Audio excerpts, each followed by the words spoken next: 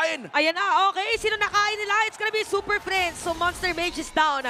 Si Lord JM dito, napaganda ng kanilang pinapakitang synergy and the rest of TNC. Magko-contest ba ngayon ng Onyx? Parang hindi na yata dahil iba na muna sila nakapwesto. Wow, Lord secured para dito sa TNC Pro Team. That's 3 turtles and the first Lord of the game. Tinanong ni Lord JM, anong ulam? Ito, vampira. Kinain si Cecilion. Nilagang vampira.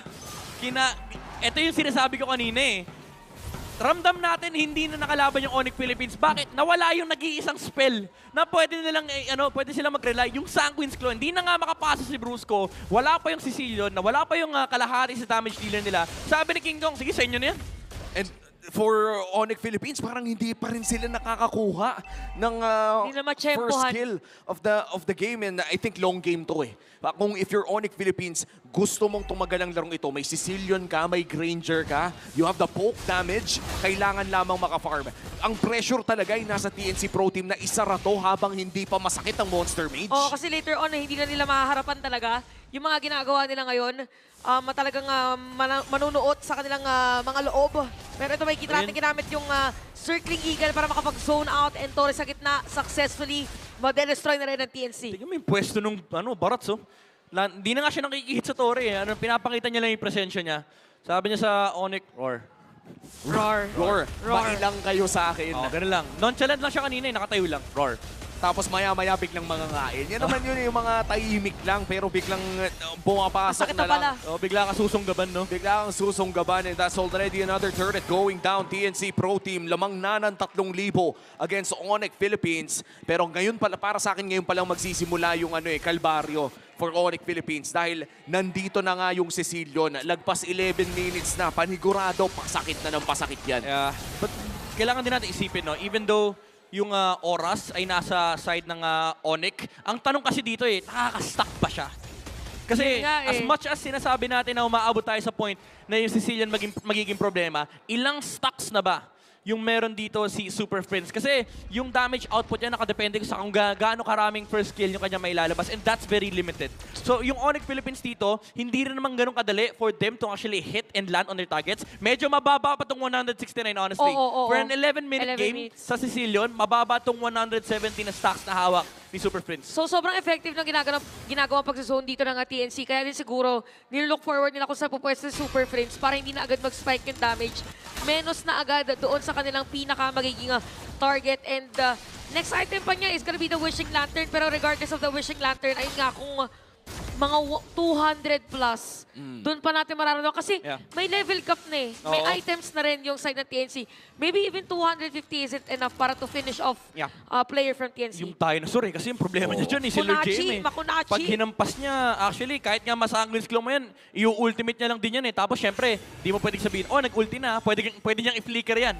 Tapos kakain pa siya yung TikTok style na Barats na pipindutin muna yung ulti bago mag-flicker. Oo, tama yung magugulat ka na lang, nasa loob ka na pala ng Chan, pero half ang HP ng Lord. Makakapasok kaya si King Kong, makakasteal kaya ang Sonics, o makakakuha ba si Zaida ng malupit? Pinindot yung ulti. Ayun na! Ito na nag-flicker na si JM. What? Pumasok na nga siya, pero may nakap from Brusco. At si Kirk dito napilitan na mag-flicker out. Nagamit talaga yung ultimate. Phoenix rin na para dito kay Zaida. Aalis mo ng mga players sa TNC, pero -1 ngayon. Look at Brusco. Sino sinipa niya? Sino hinanin niya? Ayun si Zaida, pero buhay pa rin. Oh, the shield! Buhay pa rin. Ito na yung mga shields. Ito na yung kakunatan ng TNC. Yawi taking a page out of Rene J's book. Ang ganda sana nung set ni Zaida. Ni Brusco kay Zaida. Ang problema, may flask of the Oasis. Pero gusto ko lang i-highlight nakalabas si King Kong sa Chan ni Barats. Nagamit niya yung dodge mula doon sa Detona's para makalayo sa Detona's Welcome. So confirmed, nawawala sa mapa si Suyu kapag nagda-dash. Kasi yan lang ang dumadodge dyan sa Barats. Kailangan mo mawala sa mapa. So ngayon nakaalis naman sila. Ang problema, yung shield na binigay ng Matilda, nabuhay yung Alpha. Konting-konti yun eh. Mapapanood natin muli kung ano nga ba nangyari sa replay na yun. Tapos na yung pagkain sa ere, na-dodge na. At nasipa pa nga si Zaida, pero hindi lang talaga sapat yung damage, man. Yung shield. Tsaka yung guiding wind ni Yawi, paharap pa. So sinalo niya yung mga bala nung sa Rhapsody. Parang sabi, ako na. Ito ang tinatawag kong character development. Mula sa agresibong hanap lang ng hanap Kalmado ng kill. lang. Oh, alam mo, dati ayaw niya ng mga ganyang hero eh. Pero grabe, no? Parang talagang hinarap niya yung sarili niya. Ako na to. Intindi. And tingnan natin kung kaya nilang isara dahil matagal-tagal na mula nung huling nakakita ang Onyx ng ganitong klaseng laro. Push dito sa may bandang mid lane. Isang Torre na siguro mawawala. That's the first inhibitor turret down. Goes in. King Kong half HP. Pero nandito pa rin yung Lord. Kailangan nila ng poke. Si Lord JM naghahanap ng angulo. 5 seconds on that flicker. Gusto ko lang sabihin, Midnight and Umi, ang current kill score natin para dito sa game is 6-0. This is Grabe. TNC versus Onyx Philippines. Hindi po baliktad yung logo. Okay, just confirming, hindi po baliktad yung logo. This is TNC forcing a Game 3. Trying to force a Game 3 against Onyx Philippines. And so far, nakikita natin, yes, may Sicilian pa rin naman ng Onyx Philippines, pero may flicker kain dito si Lord JM, ha? Abangan nyo ito next week. Nag-flicker si Lancy para sa nagamitin ang kanyang Frigid Glacier. Habang si Brusco naman dito mapadash away. So madedepensahan ng Onyx, yung Torres sa may bot. Ito na yung conceal. Narinig ko yung May sinabi. humayaw na naman. Narinig ko yung sinasabi ni Midnight na hiyaw from the audience. Kapag may nagko-conceal talaga sa Onyx, maririnig mo yung hiyaw. But right now, hindi talaga makahanap ng kill. And men, yung ginawa ni Kuzin doon sa ilalim ng Torre. Oo. Binanatan, konting isang pitik na lang yun eh. Mukhang nag-whiff yung ultimate dito ni Lancy, pero malaking bagay yun. Walang flicker si Super Friends, walang flicker si Kelra, and pasupon yung Lord in 40 seconds. Pwedeng i-rush to ng TNC, honestly. The moment na may makita silang isang hero, pwede na nga mag-flicker si Lord JM, kahit sino nang makain niya, pwede na. Oo, and Oo nga, no? siguro ang pinaka hindi masarap na putahe dito si Kirk, no? Kasi Oo. makakapag-reset. May bakal eh. Omsim. But other than that, kung Tsaka any of Gundam yan eh. King Kong, Super Friends, or Kelra malakas, ay mukhang masarap mabigyan ng Detona's welcome yung mga yun. Kumbaga, masarap ang dinner ni Lord JM, lalo sa bootcamp, pag ganyan. Pag ganyan yung performance mo, may halo pang extra delivery. Oh, sana all. 10 seconds bago magsimula ang ating 16-minute Lord. Hindi pa naman ito yung Evolved Lord. And for TNC Pro Team, binapakura na agad nila ang kanilang objective. Pero maganda rin naman ang pwesto dito ng Onyx Philippines. Brusco magpo-provide ng vision. Iba-burst nga ba ang Lord na ito? Grabe si Yawi, scouting report. Naghahanap sila ngayon ng Chinek player. niya lahat ng bush. Kailangan makonsider dito ng Onyx na merong Winter Truncheon na, by the way, si Zaida. Kasi pag hindi nila na-timingan, or baka kung wala silang information, magulat na lang sila, okay, Winter Truncheon, akala ko kill na lang. Kasi di ba, Onyx may tendency na hero na lang muna before mag... pero si Lord JM, kanina pa daw kumakain, pero nagamit na yung Frigid Glacier, napigilan na. Pero paglatag, the Sphere of Alpha, at si Brusco napatay na! Grabe, nakapag-reset pa doon si Kirk, pero si Brusco nga ay nawala na. Kailangan muna mag-reposition dito ng TNC Pro Team. Kirk mukhang makakapag-reset din, but look at the sustain coming in from TNC Pro Team. At babalik na rin si Lord JM. Oras na siguro for TNC Pro Team to start this Lord. Yeah, walang kain. However, wala rin namang set dito yung Onyx Philippines. So they have to give this Lord away. Even though nag-up naman on time yung mga flickers dito ng Onyx. Ang problema kasi tama naman yung ginawa nila. Tamang target yung pinili nila. It's the Barats. Kaso ang laki na ng lead, ang laki na ng hawak dito ng TNC. Even si Kuzen, sobrang taas na ng damage output. Hindi nga nagtagal si Brusco doon sa ginawa niyang pagsipa. Within the span of 2 seconds, pagkasipa niya na sa Barats, patay kagad siya.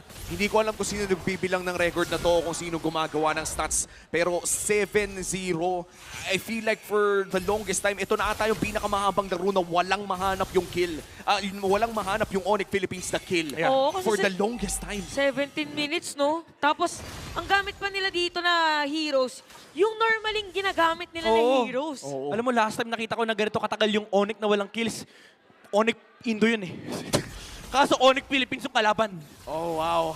This might just be a big push coming in from the Phoenix Army, ang Republika. Ano ang gagawin nila para dumepensa? Nandiyan pa naman ang Sicilian, but look at the pokes coming in from Kelra. Wow! Yung shields Pero sinasalo lang din naman ni Yawi with the guiding wind. So dito sa may bottom lane, yan ang target ng TNC. So masisira na nga ba talaga ng TNC? Aatras ngayon ang mga players ng Onyx. Meron pang top lane at madedepensahan pa rin ng Onyx yung kanilang base. Grabe, TNC with the Ube lineup. Grabe, no? Nagbago na. 2025, hello sa'yo. TNC na nag-uube. Grabe ka na, Yawi. Dati, puro Joe, puro Tig, puro Ngayon, Matilda. Cupra. Ngayon, Matilda. It's definitely the new era. Ay, ito na. Yan, Pero yan, 290. matindi na yan. 290. Mahapdi na yan. Sumasakit na. Wishing Eh, di ba yung lantern glaive na rin. na, Oo. baka, feeling ko nga baka Holy Crystal pa niya to, isa to lang. Kumbaga may tubig na yung panyo ng paltik. Ano yung paltik? Masakit yun. Wag mo nang alamin Ay, yung yun. pinanggan, yung tumatak. Oo, yung, di ba? yung tuwalya na binasa. Okay. Pag tuyo pa yun, hindi pa masyadong masakit. Pag binasa yung paltik. Shoutout sa mga, Shoutout, shoutout sa mga batang 90s. Mga shoutout batang sa na. mga kaklasiko dati, ilang pintuan din yung Oo. medyo Yung nasira. pag ginano mo ang turog, watak! Oo. Pasensya po sa elementary school ko na winasak namin yung blackboard. Mga Yan, ganyan. di ba? Sabi ni, Huwag sabi niyong ni. gagayahin. Oh, ito na. 40 seconds bago lumabas ang ating Evolved Lord. At mukhang binabakuran na naman ito ng Sakit TNC Pro Team. Pero tandaan natin, masakit na ang Onyx Philippines. They still have the concealed play. And Kelra with another item pickup, War Axe, para labanan si Lord JM dito. Nagulat siguro yung Onyx doon. Kasi pag silip nila ng purple, ba't nandito yung apat? Kasi nakita lang nila yung barats. Nandun sa may top kanina. Nung nakita nila yung barats, sila all out back sila Sabi nila, okay, baka kompleto yan. Pag silip nila sa purple, may harit Dito. So iniiba ngayon ng TNC yung parang usual pattern para medyo ma-disrupt yung nakasanayan din ng Yeah. Onyx. Parang yung tempo nila, nagbago bigla eh. Feeling ko yung game 1 pa parang nagano sila eh. Tinatoucha lang nila eh. Tinansya nila yung laro nila eh. Honestly, malaking problema talaga tong barats. Kaya nag-back din yung Onyx kanina kasi baka flickeran sila nung barats. Tas Kasi may walang kasamang, habol, no? may kasamang Matilda kasi. So mabilis yung, kung yes. reres po dito yung TNC, napakabilis lang hatake ng Alpha papunta dito sa side ng Onyx Philippines. Baka nga, never nga mangyari yun sa totoo lang. Kasi lagi naka-ready rito yung mindset ng Onyx na basta may makain, sure yan, magko-commit dito yung TNC. Kaya parang understandable yung ginawa nila kanina. Nung nakita nila yung barats, full out kagad sila. Pero Midnight, matagal na natin sinasabi to. Ang rule ng jungle ay kahit ilang lord, kahit ilang turtle, basta makuha mo yung huli. Oo. Yun ang pinaka-importante. So ito na ba yun? Ito ba ang possible na huli? Well, 21 minutes naman na. Nangyari yan, kalaban ng Onyx Philippines TLID. Kay Fabian lahat, yung maliban na sa huling lord. Why? Pumasok na naman si Lord JM. Yun lang, boss. Okay, medyo napalalim. Merong sipa kay Brusco. At nakuha pa ni King Kong yung Lord. Ito na ba yung last Lord na inaantay nila? Pero napatay na si Nancy. At may kita natin ngayon si Kirk.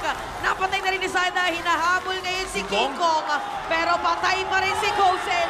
At nabaliktad pa nga ang laban ng mga World Champs. Triple kill para sa The Beast. Gawin mo na nga yatang Maniac. Mawawala ng immortality. It's gonna be a shutdown and a wipeout for Onyx Philippines. 30 segundos ang aantayin kay Lancy at kay Gosen. Kakasabi pa lang natin, Midnight, isa ang rule of the jungle. Kung sinong makakuha ng huling lord ang siyang magwawagi. At nandito na nga ang Republika ng Onyx na nagpo-push sa base ng army. Meron pang bit-bit na minion. At ang sabi nga nila, hello MPL Season 15, coming up